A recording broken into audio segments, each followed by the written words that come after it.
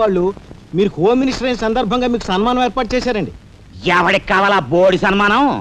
ఘనంగా నేను అక్కడికి వెడితే చింపులుగా ఓ చాలువా కప్పి నెత్తిన ఒక కద్దర టోపీ ఎడతారు.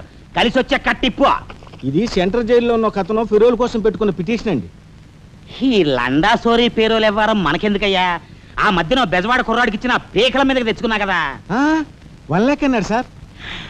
ఎంత? 1 lakh అండి. అయితే వాళ్ళని ఆడతా పాడతా లచ్చ తప్పులు చేసుకోమను. ఆనందంగా ఎట్టేస్తాను సంతకం. పొట్టిదా పొడుగుదా? పొడుగుదేనండి. మూడో కట్టిప్పు. ఎవరో రఘురామ్ అనే ఒకడిని ఏకాంబరం కనకాంబరం కలిసి మన లోకల్ ఎస్పీ తో మర్డర్ చేస్తూ ఉండగా ఎవడో ఫోటోలు తీశాడండి. పిటిషన్ తో పాటు ఫోటోలు కూడా పంపాడండి. ఎవడో కోన్ కిస్క గొట్టం ఏకాంబరం.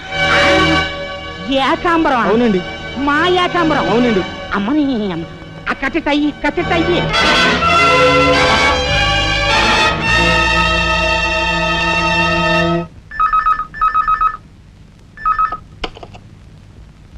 హలో, మీకే. ఓం మినిటర్ గాలి సుబ్బారావు పీకింగ్. అటేపెవరు పీకేది? ఏకాంబరం స్పీకింగ్. గాలి సుబ్బారావు, ఏ నీ గాలిలా మళ్ళింది? గాలి కాదు, నీళ్లు.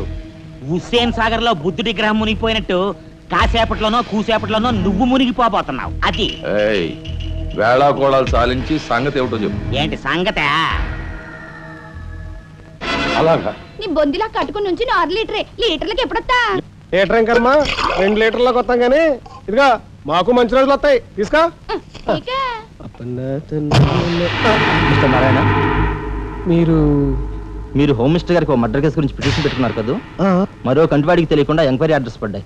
మీ దగ్గరున్న ఆధారాలతో రేపు 10 గంటకల్లా గవర్నమెంట్ గెస్ట్ హౌస్ రండి. హోమ్ మినిస్టర్ గారు స్వయంగా వస్తున్నారు. గాలి సుబ్బారావు గారు, ఈ ఊరు నుంచి ఎన్నికైన మీరు మాకింత న్యాయం చేస్తారని మేము కల్లో కూడా ఊహించలేదు. ఇక నుంచి ఈ ఊళ్ళో ఉన్న మీ పోస్టర్లన్నీ పీకెళ్ళి పూజించుకుంటాం. బోలో స్వతంత్ర భారత్ కి జై. గాలి సుబ్బారావు జిందాబాద్. ఏంట్రా నీ గొడవ? గొడవ కాదురా, మన రాజా వాళ్ళ అన్నయ్య మర్డర్ విషయంలో పిటిషన్ పెట్టుకున్నాం కదా. Home minister